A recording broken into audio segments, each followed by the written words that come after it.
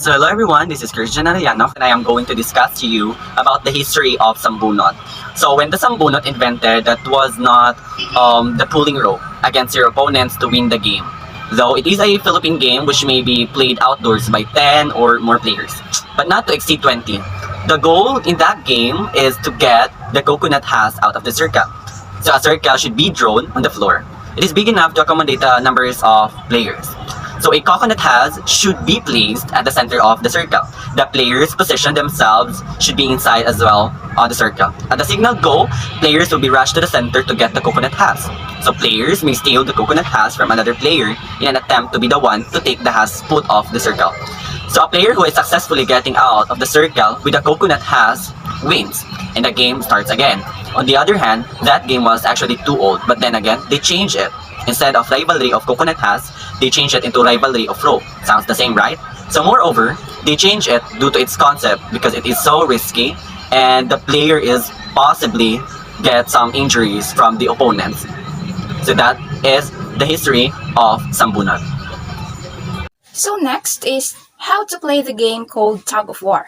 So Tug of War is one of the most ancient games on earth, dating back at least to ancient Egypt, Greece, and China among others. Tug of War even spent some time as an Olympic sport between 1904 and 1920. The contest hasn't changed much over the time, as it still essentially puts at least two players on either side trying to pull the other past a midpoint using a rope between. There are numerous variations of the game and organizations that play it in national and international leagues, one or team playing the games.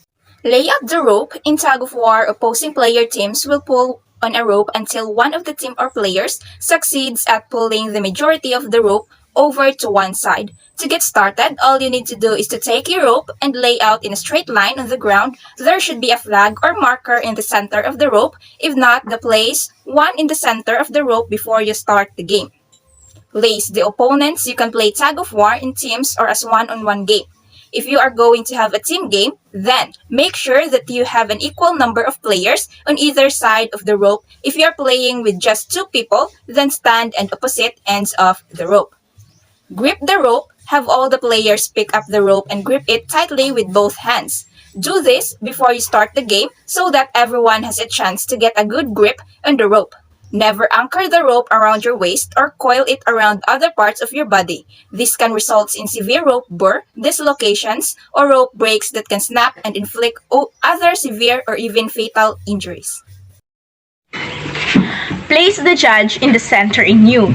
If you have not chosen a judge yet, then do so now. The judge can be someone who does not want to play or an extra person.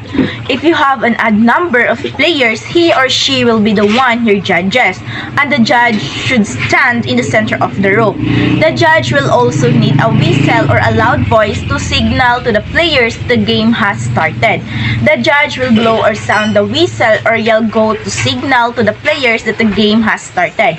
Before the game should officially start, all players should listen to the judge whistle and able to have a fair fight. When the judge already signaled to start the game, the players will start pulling the rope. Pull as hard as you can. All players on either side should lean backwards with their feet planted as they pull to start. Try to use your body weight and leg strength to pull the rope back and away from the other team. Keep pulling until there is a victor. Each team's goal is to pull the marker or flag past the center point. When one team or player has accomplished this goal, that team or player will be declared the winner. Don't stop pulling until the judge declares a winner. Here are the mechanics of the game.